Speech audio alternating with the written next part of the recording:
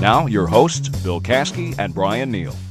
Number 8, get a coach. All high performers will benefit from a coach. Now, we're not saying this because we're coaches. Yeah, we are. Yeah, we are. We're saying this because a lot of times, and Terry and Brooke can attest to this in their coaching practice, is a lot of times we don't know how we're behaving.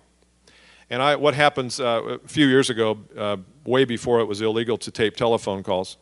No, actually, it was always illegal to tape telephone calls. I had a client who would tape their prospecting calls, and they'd send them to me then. And it was laborious listening to hours of these. But when they listened to them, guess what they heard? When they listened to their own calls, prior to me even coaching them, guess what they heard? They hated how their voice sounded. They hated how their voice sounded. Right. They talked too much. Mm-hmm. They did not listen to buying signals. I remember one, it was 15 years ago, the prospect was literally saying, well, this is really interesting to me, and the salesperson kept talking about the benefits and the features and all that, and it's like, oh my. Shut up. He didn't even know he was doing it because that's how unaware of our behavior we are sometimes. Yep. So as a coach, if you get a coach and someone who can help you, they will be able to help you modify that behavior, behavior that you don't sometimes see. Now, they can't go on calls with you. That's right. Yeah. I pull my pants up about 142 times in a football game. I watched myself. I never knew I did that, and I do it all the time. The whole time, I'm always pulling my pants up. I don't know why. They're not even falling down. But you don't know until you watch. You don't know until you watch. It's a really good idea. Tighter belt. That's all. Someone says, "Why do you always pull your pants up?" I'm like, I don't do that. Yeah, you do. Okay, you do that one. Yeah, go ahead. You go ahead. Okay. Let's see. you got nothing for that one. No. Okay. Well, number 9. Number 9 is position yourself. You've got to do it because no one else will. And what I mean by position myself or position yourself is what place do you occupy in the buyer's mind? When you show up and you're knocking on the door metaphorically and you get in front of the prospect or even a client and you're pitching and you're convincing, you occupy the seller position. And that is a completely crappy, lousy position to occupy. And yet we do it all the time. We get needy. We get desperate. So here's a better position. I want you to have a position of a problem solver for the customer. And sometimes I think you have to actually say that to the prospect. Rather than hoping they'll conclude it, yeah, that Bryan, there was something about him. He's a problem solver, isn't he? You have to say, look, Mr. Prospect, here's my role in my business. My goal here is not to sell you things, but to solve problems for you. It's to serve you by solving problems. Sometimes that means there's no sale. Sometimes a person has no problems and I got to move on. That's okay. That is how I'm made. That's my DNA, is to solve problems. Now, that can't be a con game. You can't say that and then launch into a pitch. So just make sure that when you're positioning yourself, you're thinking, okay, how do I want to be positioned? As an expert, as a resource, as a problem finder, and a problem solver. You give me a signal back there. What is that? Okay. Okay, 2 minutes for what? We'll edit that out. We're good. Keep going. Yeah, okay. All right. She's just the producer. So let me, By the way, give it up for Jill Van Arsdale. Jill Van Arsdale, everybody. We've got to remember to introduce the Caskey team, which we haven't done yet, and I'm sorry about that. So let's start over on position. Can I go? Can I enhance your idea? You didn't have an idea. Now you want to enhance it. Because it just came out of training yesterday. I was over at one of my best clients, Star Leasing. My friend Jim's back there. Hi, Jim from Star Leasing. This came out of there. Here's the trick in this one. Be what you are. Don't say what you are. Don't be like Bill said. Don't run in and say, we really take a problem-solving approach to things. That when you say those things, right, like when you watch TV preachers that then get in trouble because they got a prostitute and they're getting drunk and doing drugs in the hotel, the more you have to say it, the more you kind of want to ruin it. So don't say it. Just be it, all right? The other thing, which don't think about just be a problem solver. The other thing to do, this is real important to me, be a peer to the person you're talking to. Always be a peer. Even sometimes when you're at the right person, so you're a sales account manager calling on a president, there's still this salesperson president level thing going on. Don't do that. Be a peer to that person. I always say, if you guys were stuck in an elevator, you would forget who does what and who's in charge if you didn't know each other. If you randomly missed a flight and you're just sitting next to each other at O'Hare, you just started talking, you would just treat them like a person. And all of a sudden, if they're a big prospect, you found out who they're, like, oh my God, I didn't know you were Bill Caskey. Oh my gosh, I'm sweating now. You wouldn't do that, you see. Just treat them like a person. Does that make sense? It's very good. Okay. Good. So we disagreed there, see. I think you should tell people. But he doesn't, so that's fine. That's good. That's healthy, I think. All right. Healthy guy. Okay, now we're going to get into the... This is the big dogs. Yeah, 4, 5, and 10. How are we doing on time? All right, good. We got a few minutes. All right. Ready? Okay, number 4, have a selling system. So here's the thing. If I ask you to come up here and show me your selling process and you can't show it to me, you don't have one. Yep. Does that make sense? You've got to have one that you follow and stick to. Here's the thing, too, and this is kind of odd for us sometimes. We have one that we teach. It's real important to us, though, that it becomes yours.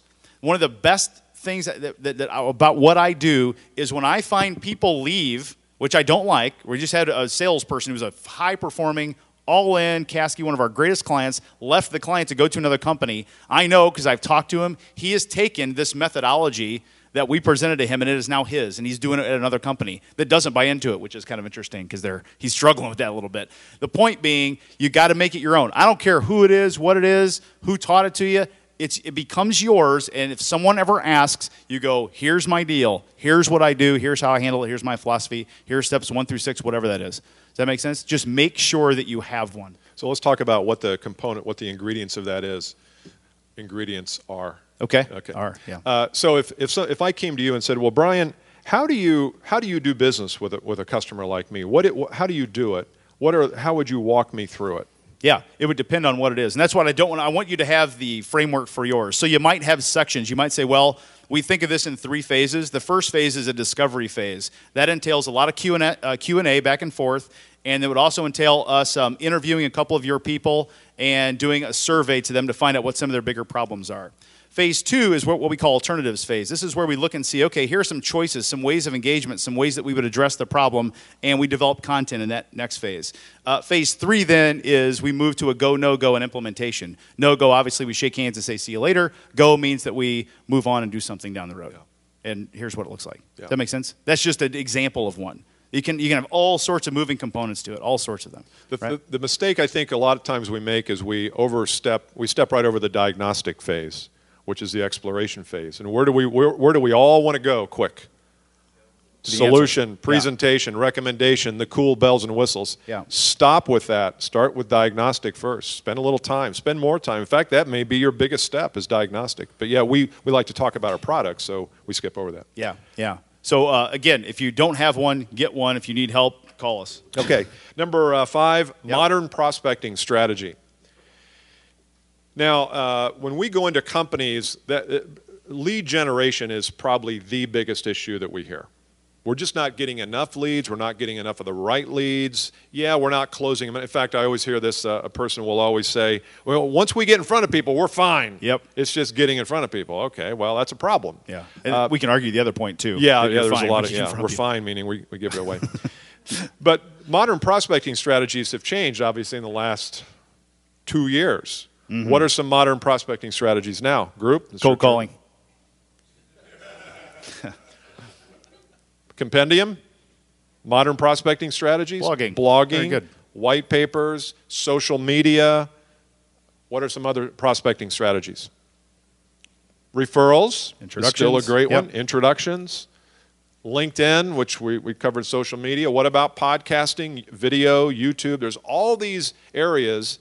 But the problem is you really have to change your mindset. Yeah. Because we can fall back into that, well, it's Tuesday and I got 25 cold calls to make. Yeah. And managers, a lot of times, here's what you do. Bryan, how come you're not on the phone? Well, I'm writing an article on 10 top trends in our industry. We don't pay you to write articles. Why are you dicking around doing that? Exactly. Go make 15 calls. I would rather write a meaningful article. Yeah, I would rather write a meaningful article and send it out to 1,000 clients and have 100 say, this is awesome, come in and see me, than I would have you cold call, because you have no position then. No, none whatsoever. So I'm going to give you, this is, so write this down. This is from Selling Power's blog. It's the March 17th entry. It's 6 reasons Salesperson 2.0 will grow your business. And this is one of the best blogs I've read in a really long time. Salesperson 2.0. I'll let you read it, but just to highlight some of the things. Salesperson, here's the premise of this whole thing. Of the 18 million sales jobs that currently exist in the U.S., the author believes that 3 million of those jobs will be necessary by 2020. You get that?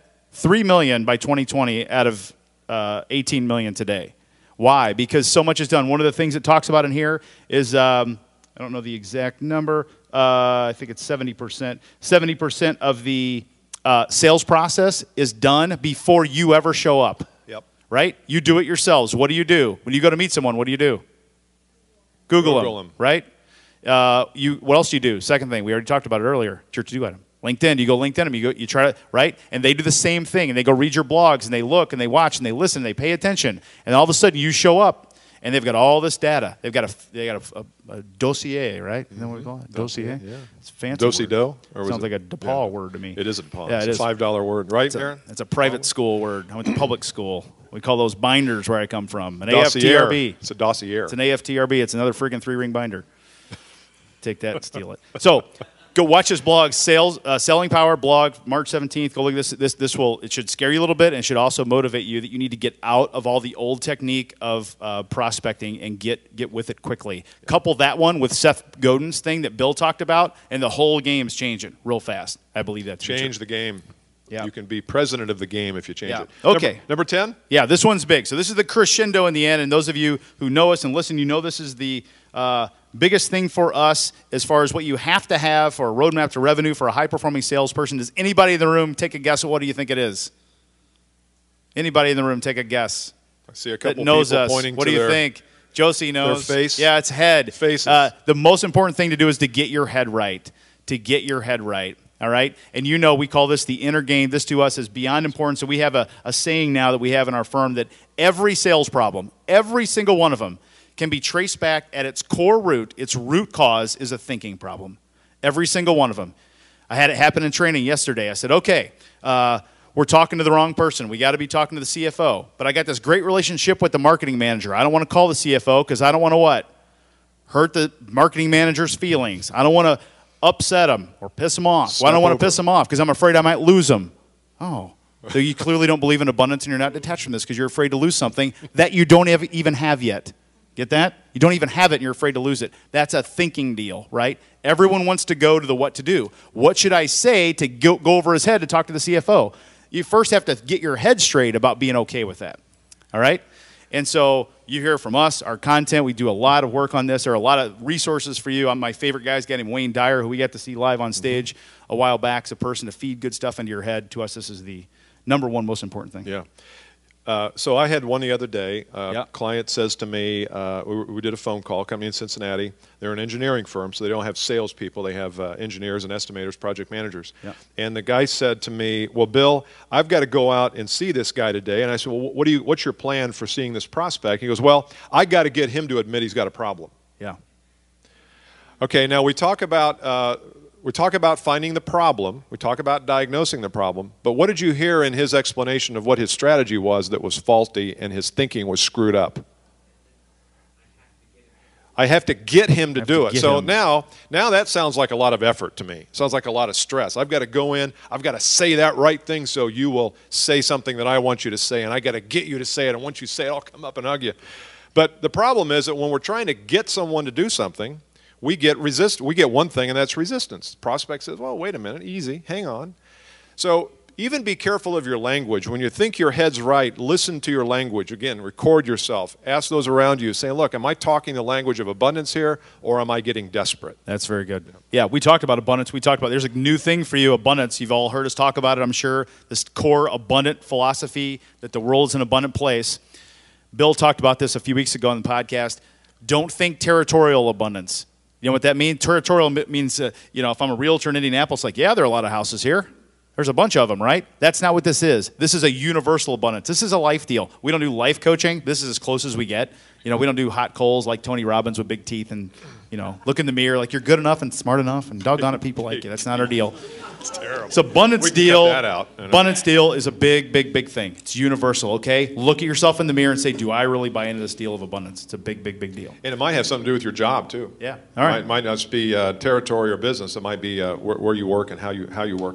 All right. This is awesome. No, this is good. Go to LinkedIn and hook us up with the Advanced Selling Podcast group. Yep. You can also email us if you have a question, listener@advancedsellingpodcast.com. And we've thoroughly enjoyed our live audience today. It's been fun, hasn't it? It's fun watching people stare at you. Thank you so much. Appreciate it.